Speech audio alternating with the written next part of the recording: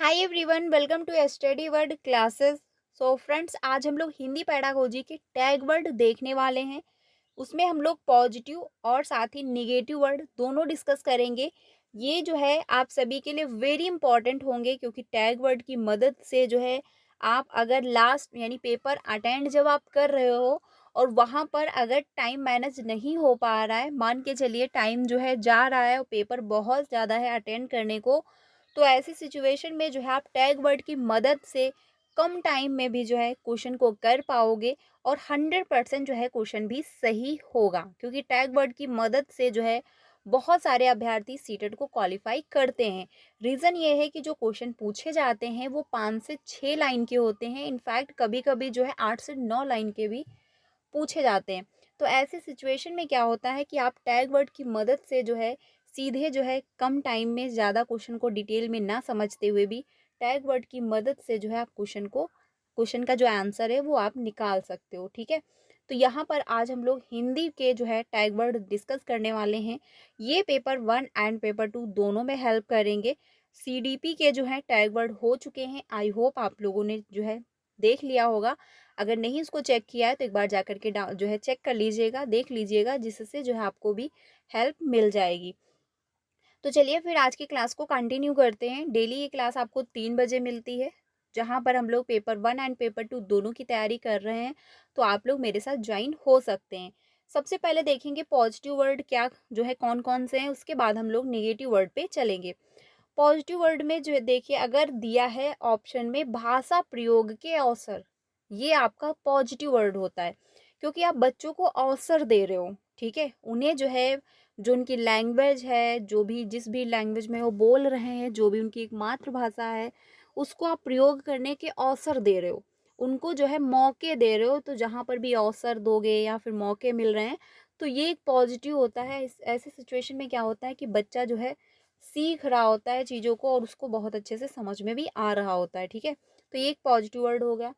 अगला है भाषा अर्जन। ठीक है, सहज स्वाभाविक विद्यालय पूर्व। अब भाषा अर्जन ये एक पॉजिटिव है, क्योंकि भाषा अर्जन जो होता है वो आप अपने घर में जो है, जो आपकी मदर टंग होती है, फर्स्ट लैंग्वेज होती है, उसको आप अर्जित करते हो। उसको जो है सीखने की ज़रूरत नहीं पड़ती है, उसको आप जो है सीखने के लिए कहीं विद्यालय नहीं जाते हो, कोई कोचिंग नहीं जाते हो, ना किसी टीचर से संपर्क करते हो, वो आप नॉर्मल तरीके से अपने घर में एक्वायर कर रहे होते हो।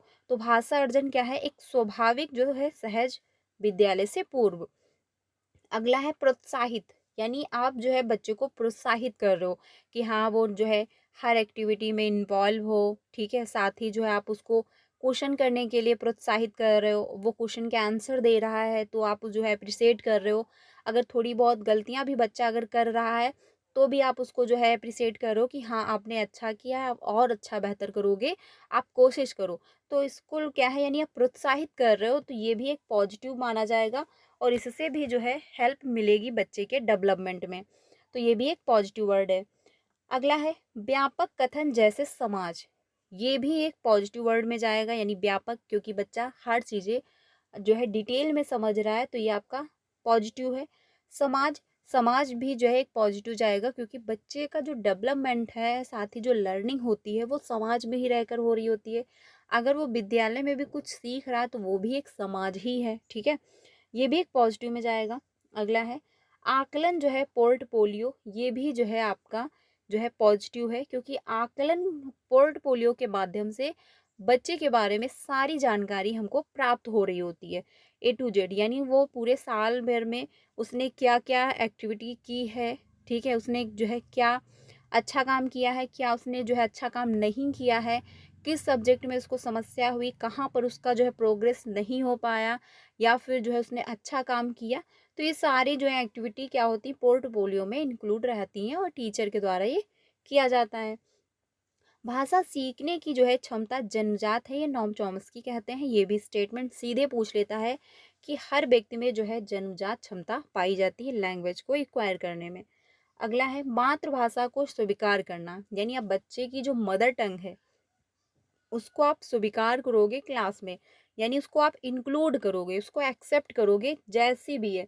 बच्चा अच्छे से बोल पा रहा है, नहीं बोल पा रहा है, आपको अच्छी लग रही है उसकी लैंग्वेज, नहीं अच्छी लग रही है, डजंट मैटर। बट आप उसको इंक्लूड करोगे। जैसा भी बच्चा बोल रहा है, टूटा-फूटा जैसा भी बोल पा रहा है, एटलीस्ट आप उसकी लैंग्वेज को इंक्लूड करोगे। इंक्लूड करने के साथ ही साथ आप भाषा प्रयोग के अवसर भी दोगे कि हाँ, वो अपनी जो उसकी लैंग्वेज है, जो उसकी मदर टंग है, उसमें वो खुद को अभिव्यक्त कर पाए, ठीक है? खुद को जो है डिटेल में चीज़ें बता पाए या फिर समझा पाए या फिर सामने वाले के साथ अभिव्यक्त कर पाए। अगला है पढ़ना जो है अर्थ समझकर, यानी आप जो पढ़ रहे हो या फिर आप जो बच्चों को पढ़ा रहे हो या फिर बच्चे जो पढ़ रहे हैं, उसका एक अर्थ हो, उसका एक मीनिंग हो, मीनिंगफुल लर्निंग होनी चाहिए। एटलीस्ट बच्चा जो पढ़ रहा है वो उसका रियल लाइफ में प्रयोग कर पाए। प्रयोग करने के साथ साथ वो ये भी समझे कि हाँ, हम पढ़ क्या रहे हैं, इसका क्या मतलब है, इसका हम क्या प्रयोग कर पाएंगे, कैसे करेंगे, हर चीज़ बच्चा समझ पा रहा हो, ठीक है?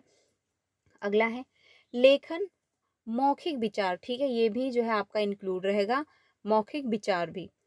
विचारों की अभिव्यक्ति, ये भी रहेगा कि जो बच्चों की विचारों की अभिव्यक्ति है, यानी जो तर्क वितर्क करने की क्षमताएं हैं, जो बच्चे हर पक्ष के बारे में सोच पा रहे हैं। मान के चलिए किसी एक टॉपिक को आपने क्लास में उठाया और उस टॉपिक से रिलेटेड आपने हर बच्चे से इंफॉर्मेशन ली।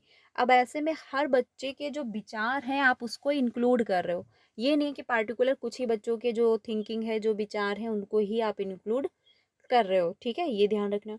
भाषा जो है विविधता, संसाधन, सीखने में वृद्धि, ये भी है आपके पॉजिटिव है कि भाषा विविधता, यानी जो लैंग्वेज में विविधता बनी हुई है उसको आप जो है इंडिविजुअल जो डिफरेंसेस बने हुए हैं लैंग्वेज में, उसको भी जो है आप इंक्लूड करोगे, ठीक है?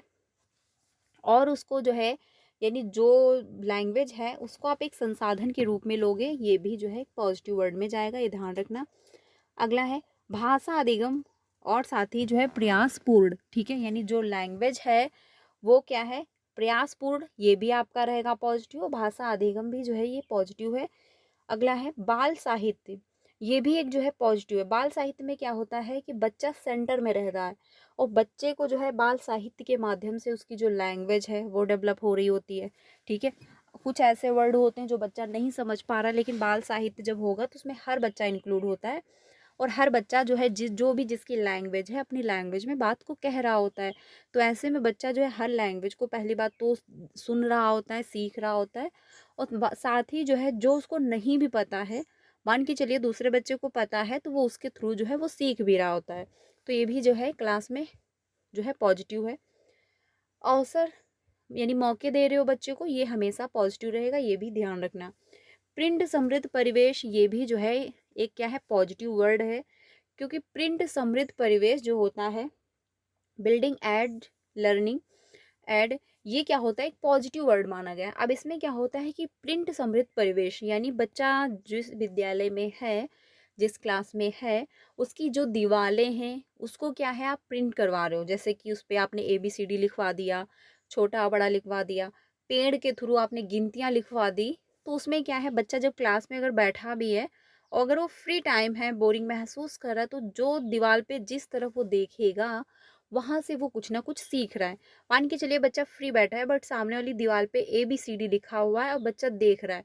अब देख रहा है तो वो सीख रहा है, वो कुछ पढ़ेगा ABCD, अच्छा A ऐसे होता है, B ऐसे होता है, C ऐसे होता है, वो देख करके पढ़ रहा है। यानी बच्चे के आसपास वैसा माहौल बनाया जा रहा होता है कि बच्चा जिस तरफ भी देखे उस तरफ जो है उससे रिलेटेड वो कुछ सीख पाए, ठीक है? ये भी पॉजिटिव है। विभिन्नता यानी इंडिविजुअल जो डिफरेंसेस हैं उसको आप अप्रिशिएट करोगे, उसको आप सम्मान दोगे और साथ ही उसको इंक्लूड करोगे, ठीक है? विविधता भी और आपका विभिन्नता भी, यानी जो विविधता बनी हुई है, क्योंकि क्लासरूम में 30 बच्चे हैं, अब 30 बच्चे 30 प्रकार के होंगे, जरूरी नहीं कि सभी बच्चे एक ही प्रकार के हों, सबका इंटरेस्ट एक जैसा हो, सबकी क्यूरियोसिटी एक जैसी हो। तो सभी प्रकार का जो बच्चा है आप उसको इंक्लूड करोगे, किसी भी बच्चे को आप अलग थलग नहीं करोगे।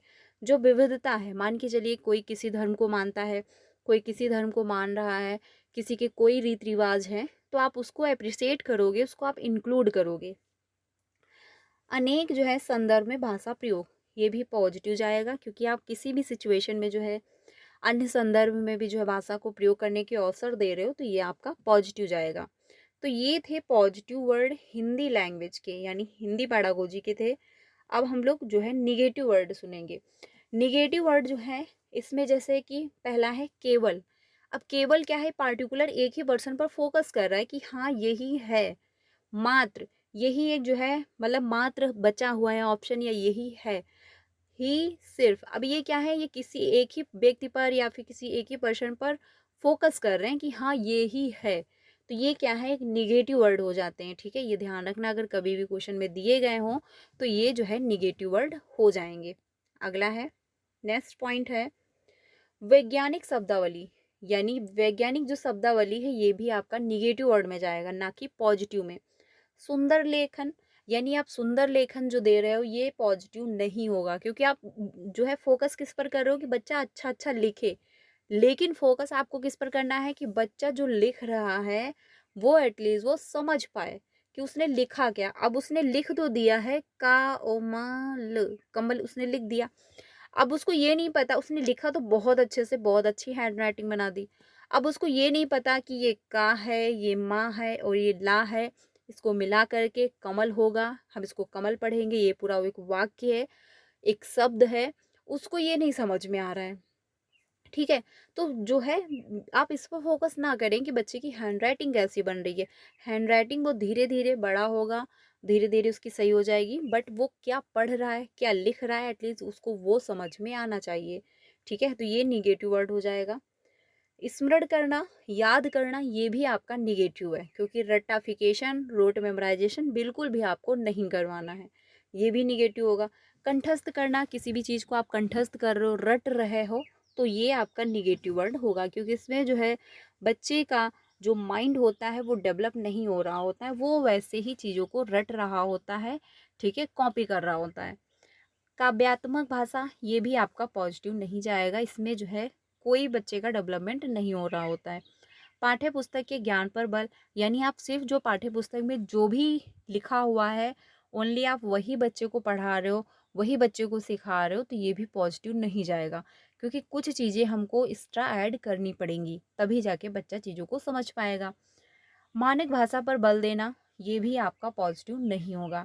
बाधा जो है जटिलता, यानी कि जो जटिलता है आपकी, नहीं हाँ ऐसे है तो ऐसे ही आपको पढ़ना है, आप अपने जो करिकुलम है या फिर जो पाठ्यक्रम है उसमें आप लचीलापन नहीं ला रहे हो, जो रूल बनाए रखे हैं उसमें आप लचीलापन नहीं ला रहे हो, कठोरता है या फिर जटिलता है, तो ये निगेटिव हो जाएगा।